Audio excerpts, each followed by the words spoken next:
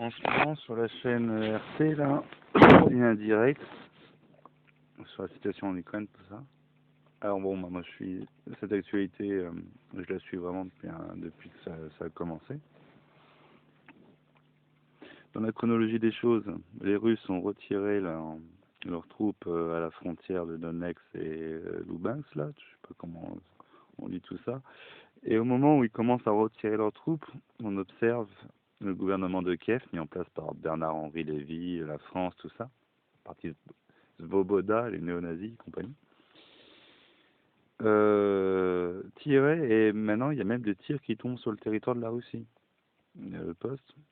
Il y a des équipes de saboteurs ukrainiens qui ont été détruits, tués, et ils ont fait un prisonnier ukrainien, un soldat ukrainien. Donc à tous les bien-pensants, hein, l'Occident, l'OTAN, ceux qui regardent les serpents des médias occidentaux, tout ça. Il y a vraiment beaucoup de patience, hein, le Vladimir Poutine et la Russie. Maintenant, ils se font même tirer dessus à domicile au moment où ils ont retiré leurs troupes. Donc ça veut dire qu'avec les informations qu'ils avaient, il a amassé les troupes à la frontière pour sécuriser le truc, pour être sûr qu'ils y vont pas, en prétextant des exercices, tout ça. Et pour apaiser la situation, il a retiré ses troupes, et au moment où il retire ses troupes, ils se font tirer dessus. Hein, bon. Ça, c'est ce qui se passe quand on observe vraiment et qu'on écoute ce qui se produit en ce moment. Je souhaite de tout cœur que la Russie envahisse l'Ukraine, chasse tous les gouvernements occidentaux.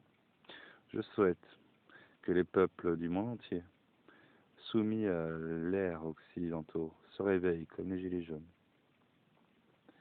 pour arriver à un moment où on appelle la Russie en renfort pour nous aider à reprendre le contrôle de nos institutions. Voilà. Ah oui, une dernière chose, les Ukrainiens refusent de parler avec les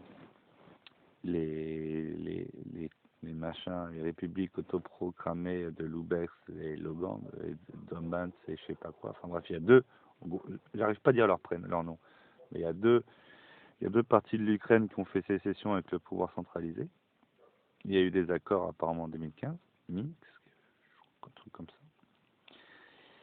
Et les Ukrainiens refusent de respecter cet accord, refusent de dialoguer avec les républiques autoproclamées directement, obligent le dialogue avec la Russie, et une fois que le dialogue avec la Russie est entamé, dénoncent l'ingérence russe en Ukraine. C'est une malhonnêteté que l'on observe dans la politique occidentale depuis tellement d'années, et maintenant c'est à Kiev, avec un gouvernement qui a été mis en place par Bernard-Henri Lévy. Pour faire court, hein. En tout cas, ce qui est sûr, c'est que Bernard-Henri Lévy a bien milité pour ça. Bon, voilà. C'était la petite actualité géopolitique. Et si la Troisième Guerre mondiale commence, ça sera là à cause de l'Ukraine apparemment. On y est, les gars.